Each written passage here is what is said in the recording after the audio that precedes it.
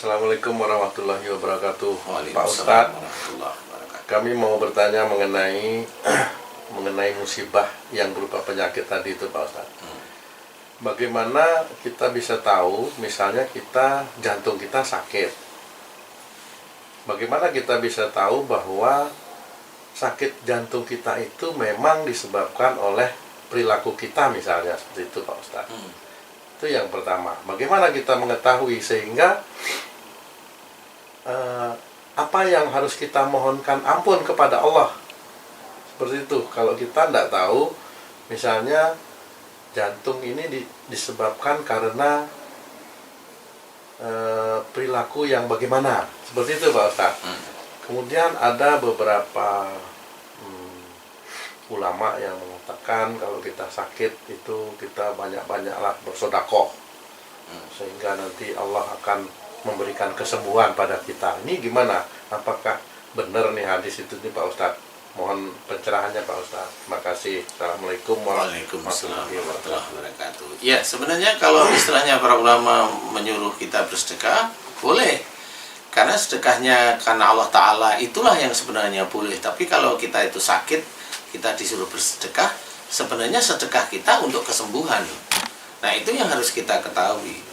Sedekah karena Allah Ta'ala dengan sedekah agar sembuh itu tetap beda. Karena kalau sedekah untuk sedekah karena Allah Ta'ala itu wujudnya adalah amal soleh. Tapi kalau sedekah karena disebabkan karena sakit itu duniawi. Kalau duniawi bisa aja Allah memberikan kesembuhan, tetapi ingat, sedekah itu tidak akan kita lihat nanti di akhirat.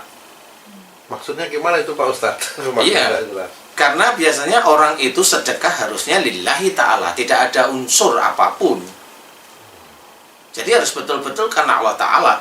Tidak ada unsur umpamanya Allah biar membalas saya 10 kali lipat. Saya sedekah 10 juta, 10 kali lipat, nanti dapatnya 100 juta.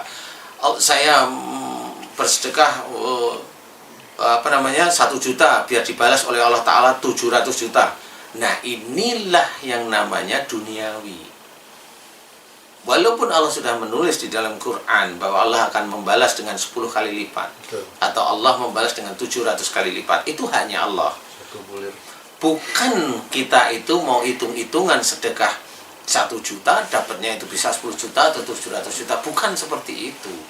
Nah, kalau kita sudah hitung-hitungan, berarti nanti Allah membalasnya hanya di dunia. Allah tidak akan memberikan di akhirat nanti. Jadi sedekah kita percuma kalau hanya kita di dunia aja. Nah, itu harus dimengerti. Karena salah satu hal dalam ayat Quran diceritakan, apa yang kita inginkan di dunia, Allah akan memberikan sebenarnya. Tapi nanti di akhirat bisa dimasukkan ke dalam neraka. Gimana ayat ini bisa menyatu dengan apa yang dikerjakan seseorang? Kalau seseorang itu yang dikerjakan hanya duniawi aja, ya di akhiratnya tidak akan dapat. Dia sholat, tapi sholatnya hanya untuk mengejar harta aja. Dia baca Quran, dia baca Qurannya itu hanya untuk biar hartanya banyak. Nah, ini dapatnya duniawi. Nah, ayat tersebutlah yang akhirnya kita harus mengetahui bahwasanya itu akan diberikan oleh Allah Ta'ala dunianya.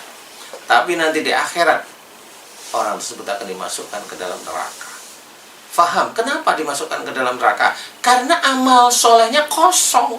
Yang dia itu sholat sekian puluh tahun tapi hanya mengejar harta duniawi. Itu kosong di akhirat. Padahal dosa dikerjakan, bisa aja lewat bicara, bisa aja lewat kebanggaan, bisa aja lewat sombong. Itu terus dikerjakan. Ya kan nanti amal solehnya lebih rendah daripada dosanya.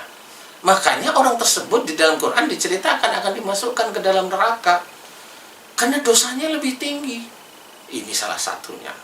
Kita harus mengetahui, kalau memang kita mau bersedekah, satu kuncinya lillahi ta'ala. Jangan kita lagi sakit kemudian bersedekah, niatnya bisa dikasih kesembuhan.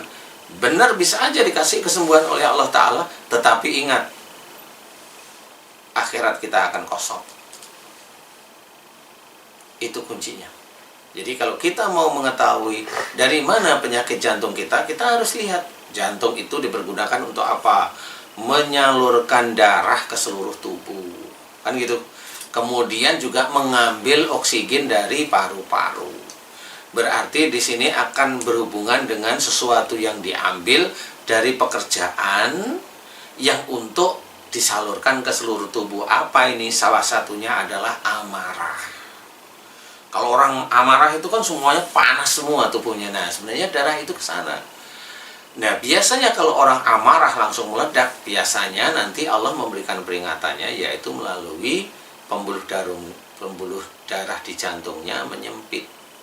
Nah, kenapa disempitkan oleh Allah Ta'ala? Biar darahnya tidak terlalu lancar. Kenapa? Biar dia tidak marah. Tetapi mana orang bisa tahu maksud Allah Ta'ala seperti itu? Orang tidak akan tahu bahwasanya itu adalah larangan Allah, bahwa kamu itu jangan marah. Hanya gitu aja. Semuanya dilabrak. Ya Allah akhirnya memberikan koroner. Oh, berarti sebenarnya kalau kita kena satu penyakit, berarti itu sebenarnya juga hal yang harus disyukuri sebenarnya, karena itu adalah jalan kita untuk menjadi baik. Bahas seperti itu Pak Ustadz. Kalau bagi seorang yang imannya cukup bagus di hadapan Allah Ta'ala, takwanya cukup bagus di hadapan Allah Ta'ala, memang sebenarnya sakit itu harus disyukuri.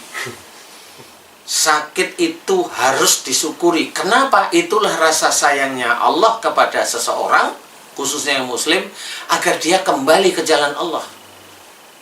Tapi begini Pak Ustadz, kalau kita pandai mensyukuri, Ya. Allah akan tambah nikmat. Tapi kalau penyakit yang kita syukuri, jangan nanti Allah tambah penyakitnya Pak Ustadz. Mohon maaf. Iya, ini serius tapi bercanda boleh. Tetapi bercandanya bercanda bingung nggak apa-apa. Sebenarnya mensyukuri itu persoalannya memang ini ada sesuatu yang diberikan oleh Allah yang namanya sakit. Ya, paham. Ya kan? Ini harus disyukuri, karena dengan munculnya sakit inilah nanti kita akan mengaplikasikan dengan mohon ampun. Ya. Padahal mohon ampun sendiri itu salah satu unsur takwa. Nah, berarti Allah itu terhadap kita yang muslim, sakit itu memang harus disyukuri dengan senyuman. Ya. Agar kita itu kembali, berarti ada sesuatu. Istilahnya Allah itu njewer saya, biar saya kembali ke jalan Allah. Kan gitu. Betul. Kalau yang kita kena jantung koroner, kita harus ngerti, oh berarti saya marahnya sudah keterlaluan. Entah sama istri kek, entah sama saudara kek, entah sama ini kek. Nah, sehingga itu menjadikan jalan kita itu hijrah yang dulunya marah menjadi lemah lembut. Loh kan itu syukurinya. Jadi bukan disyukuri terus penyakitnya jadi tambah. Wah, bukan itu maksudnya. Itu yang nikmat. Itu yang nikmat maksudnya. Tapi mensyukuri ini adalah rasa sayang Allah kepada kita yang muslim. Ya, lompatan keimanan kira-kira Iya, seperti itu. insya Allah seperti itu. Nah, bagaimana halnya kalau seseorang itu sakit, kemudian penyakit itu dia bawa sampai akhir hidupnya, meninggal, seperti itu Pak Ustadz. Apakah artinya Allah tidak mengampuni dosa-dosanya, atau orang seperti itu langsung ditempatkan ke dalam neraka? Bagaimana nih Pak Ustadz? Jadi begini, satu-satu nih. Jadi kalau seorang sakit berarti dia itu lagi membawa dosa. Lagi membawa dosa nih. Kalau dia itu mohon ampun, faham, bisa aja diampuni oleh Allah Ta'ala sehingga sakitnya disembuhkan oleh Allah Ta'ala. Tergantung nih dosanya kepada siapa. Kalau kepada saudaranya insya Allah masih bisa. Kalau dosanya pada suaminya atau pada istrinya masih bisa. Tetapi kalau dosa kepada orang tuanya agak lebih sulit sebenarnya. Nah, ini satu hal harus difikirkan. Kemudian yang jelas, seorang yang sakit tersebut pada waktu dia membawa dosa kemudian meninggal, dia kan tidak memohon ampun kepada Allah Ta'ala. Dia hanya, kalau orang sakit, coba kita lihat di rumah sakit, ayo semangat, kita lawan kanker, kita lawan TBC, kita lawan apanya yang dilawan.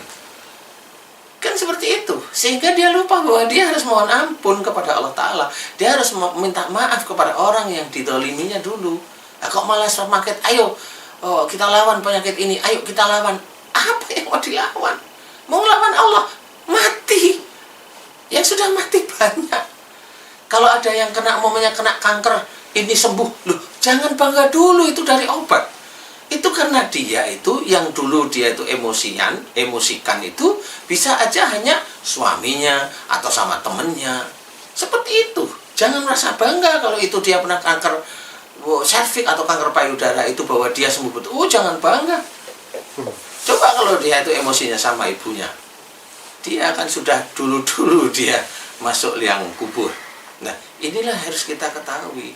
Jadi memang ada ayat Allah memang menceritakan kalau seseorang melakukan kejahatannya, kemudian dia belum memohon ampunan, atau pada waktu dia mau matinya dia meminta ampun kepada Allah Ta'ala, nih tinggal kejahatan yang mana nih. Kalau kejahatannya wujudnya adalah syirik, ya dia tidak diampuni. Karena pada waktu wujudnya syirik, dia harus belajar kembali ke jalan Allah Ta'ala dulu. Nah, tapi bisa aja kejahatannya ini kejahatan yang berhubungan dengan penyakit. Bisa aja kejahatan yang berhubungan dengan penyakit itu tidak diampuni oleh Allah Ta'ala karena memang dia belum meminta ampun kepada Allah Ta'ala. Tetapi yang lain-lainnya kan bisa aja diampuni. Seperti itu. Jadi harus satu-satu. Karena Allah itu penimbang yang amat teliti. Maaf Pak Ustadz, Ya. bisa diberitahukan kepada kami bagaimana ciri-ciri jika seseorang terkena penyakit bahwa penyakit ini karena dia punya salah sama orang tua sehingga akan sulit disembuhkan sebelum yang sakit ini minta ampun kepada orang tua misalnya. Tadi Pak Ustadz katakan sakit ada salah kepada saudara ini agak lebih mudah. Bagaimana kita tahu ciri-ciri dari penyakit itu bahwa ini dari orang tua, kesalahan kepada orang tua, ini kepada kesalahan kepada istri, kepada suami, kepada saudara. Bagaimana Pak Ustadz? Bisa dijelaskan sedikit Pak Ustadz?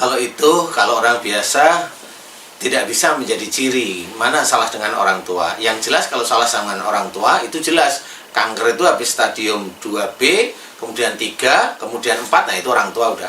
Selalu kanker? Tidak harus kanker, penyakit lain bisa aja, pusing umpamanya. Kalau dia sering ngecek orang tuanya, terus dia cekin terus, ya kepalanya kan jelek terus pikirannya. Nah akhirnya kalau dia yang diajak orang tuanya, lah pusing, walaupun kelihatannya pusing, dia bawa ke rumah sakit, belum tentu itu bisa sembuh. Mati dia nanti. Kasus yang seperti itu sudah banyak sebenarnya. Nah, kalau kita ingin mengetahui lah, kalau saya sakit ini pusing, jangan-jangan saya sering punya pikiran jelek sama orang tua. Ayo evaluasi dulu. Kalau iya ya saya sering berpikir begini sama ayah saya sering berpikir begini sama ibu saya. Minta ampun karena ciri itu tidak bisa dilihat secara fisik.